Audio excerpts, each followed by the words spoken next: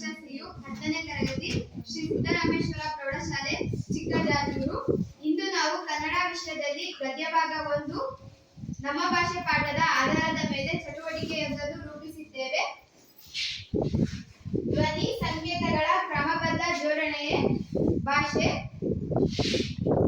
ಭಾಷೆ ಒಂದು ಸಂವಹನ ಮಾಧ್ಯಮ. ನಮ್ಮ ಸುತ್ತಮುತ್ತಲಿನವರೊಡನೆ ವ್ಯವಹರಿಸುವುದಕ್ಕೆ ಹಾಗೂ ವಿಚಾರ ವಿನಿಮಯ ಮಾಡುವುದಕ್ಕೆ ಭಾಷೆ ಒಂದು ಅಮೂಲ್ಯ ಸಾಧನವಾಗಿದೆ. ಕನ್ನಡ ಭಾಷೆಗೆ ಸುಮಾರು 2000 ವರ್ಷಗಳ ಸುದೀರ್ಘ ಇತಿಹಾಸವಿದೆ. ಪ್ರಾಣಿಗಳು ಹಿರಿಯ ಪ್ರಾಣಿಗಳನ್ನು ನೋಡಿ ಕಿರಿಯ ಪ್ರಾಣಿಗಳು ಅನುಸರಿಸುತ್ತವೆ. ಆದರೆ ಭಾಷೆ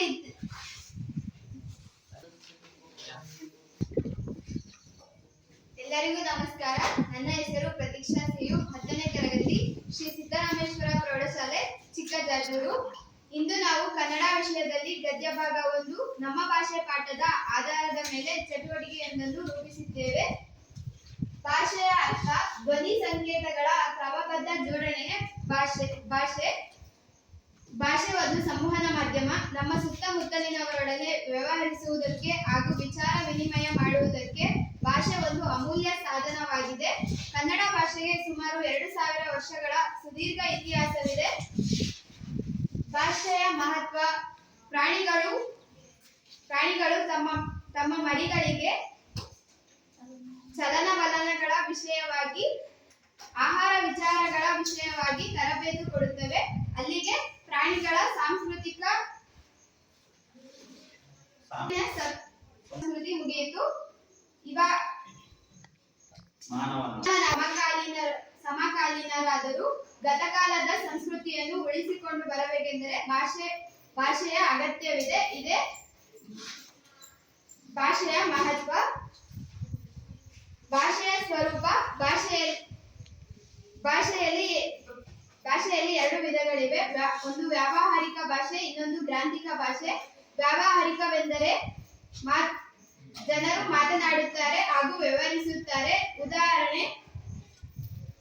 ಉದಾಹರಣೆ ಕನ್ನಡ, ತಮಿಳು, ತೆಲುಗು, ತುಳು, ಮರಾಠಿ, ಉರ್ದು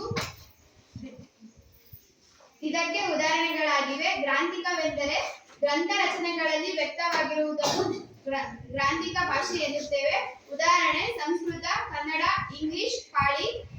ಲಿಪಿಯ ಉಗಮ ಕಾಲ. ನವಶಿಲಾಯುಗದ ಮಾನವ ಸಂಚಾರಿ ಜೀವನವನ್ನು ತ್ಯಜಿಸಿ ಒಂದೆಡೆ ಬೀಡು ಬಿಟ್ಟು ಮನೆ, ಬದುಕು ಮೊದಲಾದ ಭಾವನೆಗಳನ್ನು ತಳೆಯುವುದಕ್ಕೆ ಎಂದು ಮೊದಲು ಮಾಡಿದನು ಅಂದು ಆತನಿಗೆ ಲೆಕ್ಕವಿಡುವ ಅವಶ್ಯಕತೆ ಉಂಟಾಯಿತು. ಇದನ್ನೇ ಲಿಪಿಯ ಉಗಮ ಕಾಲ ಎನ್ನುತ್ತೇವೆ. ಸಾಹಿತ್ಯ ರಚನೆ. ಅನೇಕ ಶರಣರು, ಕವಿಗಳು, ದಾಸರು ವೈದಿಕ ಹಾಗೂ ಜೈನ ಧಾರ್ಮಿಕ ತತ್ವಗಳನ್ನು ಕನ್ನಡದಲ್ಲಿ ವಿವರಿಸಬೇಕೆಂಬ ಅಭಿಲಾಷೆಯಿಂದ ಅನೇಕ ಪಂಡಿತರು ಉತ್ತಮ ಕಾವ್ಯಗಳನ್ನು ರಚಿಸಿದರು. ಆದರೆ ಅವರಲ್ಲಿ ಅನೇಕರು ಕನ್ನಡವನ್ನು ಸಂಸ್ಕೃತ ಮಯವನ್ನಾಗಿ ಮಾಡಿಬಿಟ್ಟರು. ಕನ್ನಡ ಮಾತ್ರ ತಿಳಿದವರಿಗೆ ಅದು ಕಬ್ಬಿಣದ ಕಡಲೆಯಾಗಿತ್ತು. ಇದನ್ನು ಕಂಡ 12ನೇ ಶತಮಾನದ ಕವಿ ನಯಸೇನನು ಹೇಳುತ್ತಾನೆ. ಸಕ್ಕದಮಂ ಪೇಳ್ವಡೆ ನೆರೆ ಸಕ್ಕದಮಂ ಪೇಳ್ಗೆ ಶುದ್ಧ ಕನ್ನಡದೋಳ್ ತಂದಿಕ್ಕುವುದೇ ಸಕ್ಕದಂಗಳ ತಪ್ಪುದೇ ಬೆರಸಲ್ಗೆ ಘೃತಮುಮಂ ತೈಲಮುಮಂ. ಇದರ ಅರ್ಥವೇನೆಂದರೆ ನಮಗೆ ಕನ್ನಡ ಭಾಷೆಯೂ ಬೇಕು, ಸಂಸ್ಕೃತ ಭಾಷೆಯೂ ಬೇಕು. ಎರಡೂ ಬೆರೆಸುವುದು ಬೇಡ. ಅಂದರೆ ಎಣ್ಣೆ ತುಪ್ಪ ಮಿಶ್ರಣದ ಆಸ್ಪದ ಬೇಡ ಎಂದು ಹೇಳುತ್ತಾನೆ. ಅನೇಕ ಕವಿಗಳು ಕನ್ನಡ ಅಭಿವೃದ್ಧಿ ಹೊಂದಬೇಕಾದರೆ ಕನ್ನಡ ಪದಗಳ ಬಳಕೆ ಹೆಚ್ಚಾಗಬೇಕೆಂದು ಸಾರಿದ್ದಾರೆ. ಅಂತವರ ವಾಣಿಯಿಂದ ಕನ್ನಡದ ವೀಣೆ ಮೃದು ಮಧುರವಾಗಿ ಮಿಡಿಯಿತು. ನಂತರ ತೇಜಸ್ವಿನಿ ಡಿ ಅವರು ಭಾಷೆಗಳ ಬಗ್ಗೆ ಹೇಳುತ್ತಾರೆ. ಎಲ್ಲರಿಗೂ ನಮಸ್ಕಾರ. ನನ್ನ ಹೆಸರು ತೇಜಸ್ವಿನಿ ಡಿ. ನಾನು 10ನೇ ತರಗತಿ ಓದುತ್ತಿದ್ದೇನೆ. ಸಜೀವ ಭಾಷೆ ಎಂದರೆ ಒಂದು ಭಾಷೆ ಅನ್ಯ ಭಾಷೆಯಿಂದ ಏನನ್ನು ಎರವಲಾಗಿ ತೆಗೆದುಕೊಳ್ಳಬಾರದೆಂದು ಯಾರು ತಿಳಿಯಲಾಗದು. ನೆರೆಹೊರೆಯ ಭಾಷೆಗಳಲ್ಲಿ ಕೊಡುಗೆಯ ವ್ಯವಹಾರ ನಡೆಯಲೇಬೇಕು. ಇದು ಸಜೀವ ಭಾಷೆಯ ಲಕ್ಷಣ.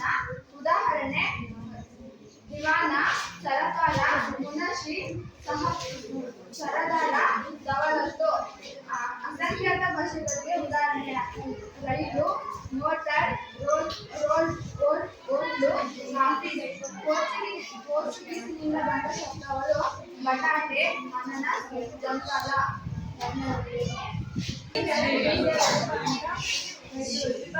ದ್ವಿಭಾಷಾ ಪ್ರದೇಶಗಳು ಎಂದರೇನು ಅಂದ್ರೆ ಕನ್ನಡ ನಾಡಿನ ಕೆಲವೆಡೆ ತಮಿಳು ತೆಲುಗು ಮಲಯಾಳಂ ಮರಾಠಿಗಳ ನಡುವೆ ಜನರಿರುವುದು ಸರಿಯಷ್ಟೇ. ಅಂತಹ ಗಡಿ ಪ್ರದೇಶಗಳನ್ನು ದ್ವಿಭಾಷಾ ಗಡಿ ಪ್ರದೇಶಗಳು ಎನ್ನುವರು.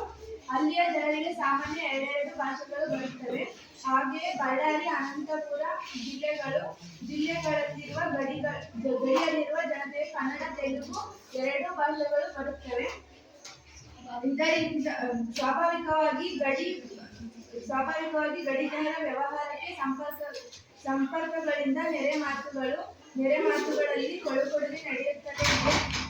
ಇದರಿಂದ ಕನ್ನಡವು ಅದರ ನೆರೆನುಡಿಗಳ ಪರಸ್ಪರ ಅಭಿವೃದ್ಧಿ ಹೊಂದುತ್ತಲಿದೆ. ಧನ್ಯವಾದಗಳು. ಈಗ ಭಾಷೆಯಲ್ಲಿದ್ದ ಸಾಮಗ್ರಿಯನ್ನೇ ಬಳಸಿಕೊಂಡು ನುಡಿಗಟ್ಟುಗಳ ಮೂಲಕ ಹೇಗೆ ಭಾಷಾಭಿವೃದ್ಧಿಯನ್ನು ಮಾಡಬಹುದೆಂದು ವಿದ್ಯಾರ್ಥಿಗಳು ತಿಳಿಸುತ್ತಿದ್ದಾರೆ. ಮೊದಲನೆಯದಾಗಿ ಭರತ್ ಸಿಎಂ.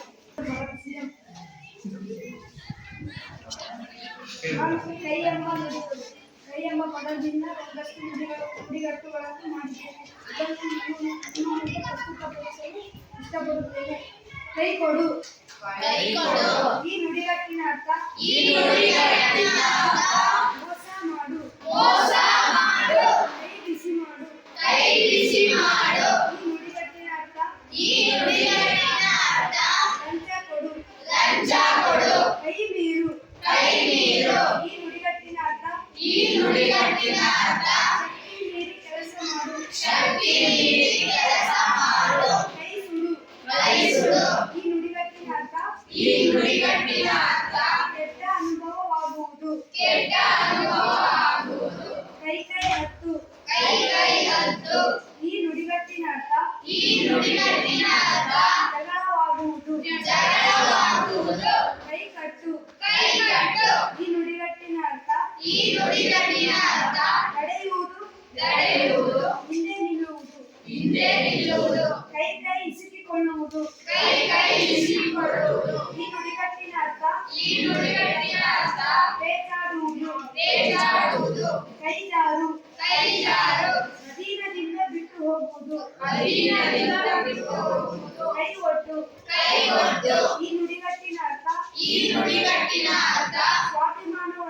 ಸ್ವಾಭಿಮಾನವನ್ನು ಕಳೆದುಕೊಳ್ಳುವುದು. ಧನ್ಯವಾದಗಳು. ಮತ್ತೊಬ್ಬ ವಿದ್ಯಾರ್ಥಿ ವಿಕಾಸ್ ಕೆಎಸ್. ಎಲ್ಲರಿಗೂ ನಮಸ್ಕಾರಗಳು. ನನ್ನ ಹೆಸರು ವಿಕಾಸ್ ಕೆಎಸ್. ನಾನು ಹೊಟ್ಟೆ ಎಂಬ ಪದ ಬಳಸಿಕೊಂಡು ಕೆಲವು ನುಡಿಗಟ್ಟುಗಳನ್ನು ರಚಿಸಿದ್ದೇನೆ. ಈಗ ನಿಮ್ಮ ಮುಂದೆ ಹೇಳುತ್ತೇನೆ. ಹೊಟ್ಟೆ ತಣ್ಣಗಾಗು. ಈ ನುಡಿಗಟ್ಟಿನ ಅರ್ಥ ತೃಪ್ತಿಯಾಗು. ಹೊಟ್ಟೆ ಕಟ್ಟು. ಈ ನುಡಿಗಟ್ಟಿನ ಅರ್ಥ ಹಿತವಾಗಿ ಮಾಡು. ಹೊಟ್ಟೆ ಹೊರೆ. ಈ ನುಡಿಗಟ್ಟಿನ ಅರ್ಥ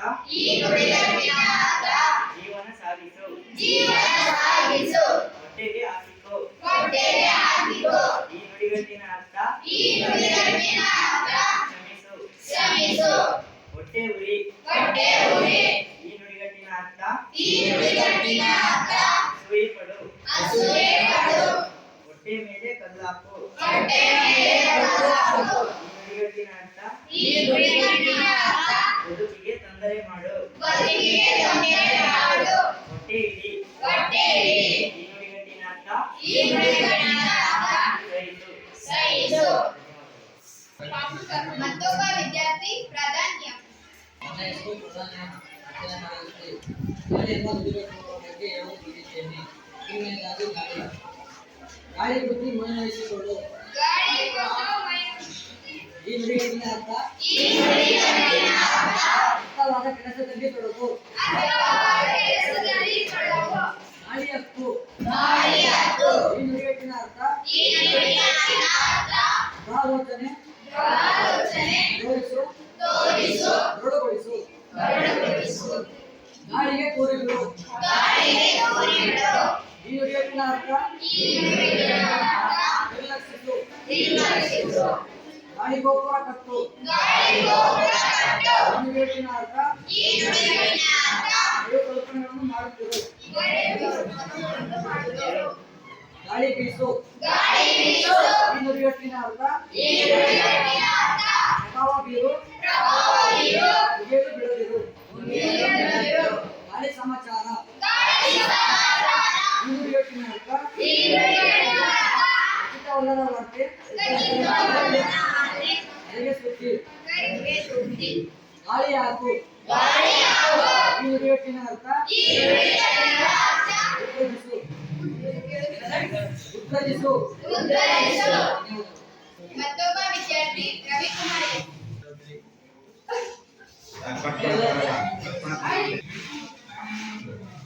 ಎಲ್ಲರಿಗೂ ಧನ್ಯವಾದಗಳು. ನನ್ನ ಹೆಸರು ತಟ್ಟು.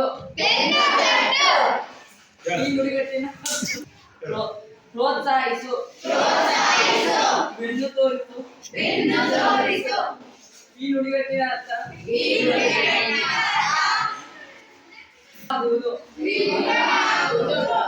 ಬೆನ್ನಿಗೆ ಚೂರಿ ಹಾಕು. ಮೋಸ ಮಾಡು. ಬೆನ್ನು ಹತ್ತು. ಈ ಪದದ ಅರ್ಥ ಹಿಂಬಾಲಿಸು. ಬೆನ್ನು ತಾಯಿ. ಈ ಪದದ ಅರ್ಥ ಕಾಪಾಡು. ದಾರಿ ಕಾಣು. ಉಪಾಯ ಒಳ್ಳೆ. ದಾರಿ ಕಾಯು. ನಿರೀಕ್ಷಿಸು. ದಾರಿ ತಪ್ಪು. ಕ್ರಮವಲ್ಲದ ರೀತಿ ವರ್ತಿಸು. ದಾರಿ ದೀಪ. ಮಾರ್ಗದರ್ಶಿ. ದಾರಿ ಸವಿಸು. ವ್ಯರ್ಥವಾಗಿ ತಿರುಗು. ನುಡಿಗಟ್ಟಿನ ಮೂಲಕ ಭಾಷಾಭಿವೃದ್ಧಿಯನ್ನು ಹೇಗೆ ಮಾಡಬಹುದೆಂದು ತೋರಿಸಿಕೊಟ್ಟ ಎಲ್ಲಾ ವಿದ್ಯಾರ್ಥಿಗಳಿಗೂ ಧನ್ಯವಾದಗಳು. ಸ್ವಭಾಷೆಯನ್ನು ಪ್ರೀತಿಸಬೇಕು, ಗೌರವಿಸಬೇಕು, ಬೆಳೆಸಬೇಕು ಎಂದರೆ ಅನ್ಯ ಭಾಷೆಗಳನ್ನು ತಿರಸ್ಕರಿಸಬೇಕು ಎಂದು ಅರ್ಥವಲ್ಲ. ಭಾಷೆಗಳಲ್ಲಿ ಮೇಲು ಕೀಳೆಂಬುದಿಲ್ಲ. 4 ಜನ ಮಾತನಾಡುತ್ತಿದ್ದ ಭಾಷೆಗೂ 40 ಲಕ್ಷ ಜನ ಮಾತನಾಡುತ್ತಿದ್ದ ಭಾಷೆಗೂ ಸತ್ಯ ಹಾಗೂ ಸತ್ಯ ದೃಷ್ಟಿಯಿಂದ ಅಂತರವೇ ಇಲ್ಲ. ಎಲ್ಲ ಭಾಷೆಗಳು ಅಷ್ಟೇ. ಒಬ್ಬ ತಾಯಿಯ ಗಾನದ ಶ್ರುತಿಯಂತೆ ಎಲ್ಲಕ್ಕೂ ಅಷ್ಟೇ ಸ್ಥಾನವಿದೆ. ಇದನ್ನರಿತ ಭಾರತೀಯರಾದ ನಾವು ನೆರೆಹೊರೆಯ ಭಾಷೆಗಳನ್ನು ದ್ವೇಷಿಸದೆ ನಮ್ಮ ಭಾಷೆಗಳನ್ನು ಗೌರವಿಸಿ ಪ್ರೀತಿಸಿ ಅಭಿವೃದ್ಧಿಗೊಳಿಸಿದರೆ ದೇಶದ ಸಂಸ್ಕೃತಿ ಮುಂದುವರಿಯುತ್ತದೆ. ವಿದ್ಯಾರ್ಥಿಗಳೇ, ಈ ದಿನ ನಮ್ಮ ಭಾಷೆ ಎಂ ಮರಿಯಪ್ಪ ಭಟ್ರು ಬರೆದಿರುವಂತಹ ಗದ್ಯ ಪಾಠದ ಬಗ್ಗೆ ಒಂದಿಷ್ಟು ವಿಚಾರ ಸಂಕಿರಣ ಅನ್ಬೋದು, ಅಥವಾ ಪ್ರಬಂಧ ಮಂಡನೆ ಮಾಡುವುದು ಅನ್ಬೋದು, ಅಥವಾ ನಿಮ್ಮನ್ನು ತೊಡಗಿಸಿಕೊಂಡು ಚಟುವಟಿಕೆ ಮಾಡುವಂತ ರೀತಿಯಲ್ಲಿ ಈ ಒಂದು ಚಟುವಟಿಕೆಯನ್ನು ರೂಪಿಸಿಕೊಂಡಿದ್ದೀರಿ. ಇದರಲ್ಲಿ ಭಾಗವಹಿಸಿದಂತ ವಿದ್ಯಾರ್ಥಿಗಳು ಎಲ್ಲರೂ ಒಂದು ಅರ್ಥದಲ್ಲಿ ಸಾಧಾರಣವಾಗಿ ಪ್ರಬಂಧವನ್ನ ಮಂಡನೆ ಮಾಡಿದ್ದೀರಿ. ಆದ್ರೆ ಇಲ್ಲಿ ಭಾಷೆ ಅಂದ್ರೇನು, ಭಾಷೆಯ ಮಹತ್ವವನ್ನು ಕುರಿತು ಹೇಳೋದು, ಭಾಷೆ ಯಾವ ಸ್ವರೂಪದಲ್ಲಿ ನಮಗೆ ಕಂಡು ಬರುತ್ತೆ, ಮತ್ತೆ ನಮ್ಮ ಪ್ರತಿಯೊಂದು ಭಾಷೆಗೊಂದು ಲಿಪಿ ಇದೆ, ಆ ಲಿಪಿಯ ಉಗಮ ಜಾಡಿ ಹೇಗೆ ಬೆಳೆದಂತು ಅನ್ನುವಂಥದ್ದು, ಪ್ರತಿಯೊಂದು ಭಾಷೆಗೂ ತನ್ನದೇ ಆದ ಸಾಹಿತ್ಯ ಹೇಗೆ ರಚನೆ ಆಗ್ತಾ ಬಂತು ಅನ್ನುವಂಥದ್ದು, ಮತ್ತೆ ಒಂದು ಕಾಲದಲ್ಲಿ ಒಂದು ಭಾಷೆ ಅತ್ಯಂತ ಪ್ರಬುದ್ಧಮಾನದಲ್ಲಿ ಇದ್ದಂತ ಭಾಷೆಯನ್ನ ಹೇಗೆ ಪಂಡಿತರು ಹೇಗೆ ಬಳಸಿಕೊಂಡು ಮಾತೃಭಾಷೆಯನ್ನ ಕಡೆಗಣಿಸಿದ್ರು, ಅದಕ್ಕೆ ನ್ಯಾಯಸೇನ ಏನ್ ಅಭಿಪ್ರಾಯ ಪಟ್ಟಾನೆ ಅನ್ನುವಂಥ ವಿಚಾರವನ್ನು ತಿಳಿಸಿದ್ರು. ಹಾಗೆ ಸಜೀವ ಭಾಷೆಯ ಲಕ್ಷಣ ಅಂದ್ರೆ ಏನು ಅನ್ನುವಂಥದ್ದು, ಮತ್ತೆ ಭಾಷಾ ಅಭಿವೃದ್ಧಿ ಆಗ್ಬೇಕು ಅಂತಂದ್ರೆ ಅನ್ಯ ಭಾಷೆಯ ಪದಗಳನ್ನು ಬಳಸಿಕೊಂಡು ಭಾಷೆ ಅಭಿವೃದ್ಧಿ ಆಗ್ಬೇಕು. ಆಮೇಲೆ ನೆರೆಹೊರೆಯ ಗಡಿಯಲ್ಲಿ ಇರುವಂತಹ ಭಾಷೆಗಳನ್ನ ಬಳಸಿಕೊಂಡು ಭಾಷೆ ಅಭಿವೃದ್ಧಿ ಆಗುತ್ತೆ ಅನ್ನುವಂಥದ್ದು, ಮತ್ತೆ ಭಾಷೆಯ ಸಾಮಗ್ರಿಗಳನ್ನೇ ಬಳಸಿಕೊಂಡು ಭಾಷೆ ಅಭಿವೃದ್ಧಿ ಆಗುವಂಥದ್ದನ್ನ ನಿಮ್ಮ ವಿದ್ಯಾರ್ಥಿಗಳು ತಿಳಿಸ್ಕೊಟ್ಟಿದ್ದಾರೆ, ನಿಮ್ ಕಡೆ ತಿಳಿಸ್ಕೊಟ್ಟಿದ್ದಾರೆ.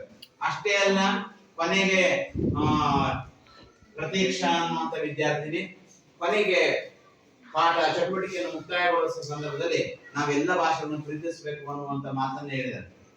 ಬಹಳ ಮುಖ್ಯವಾಗಿ ಎಲ್ಲ ಭಾಷೆಗಳನ್ನ ಪ್ರೀತಿಸಬೇಕು, ಗೌರವಿಸಬೇಕು.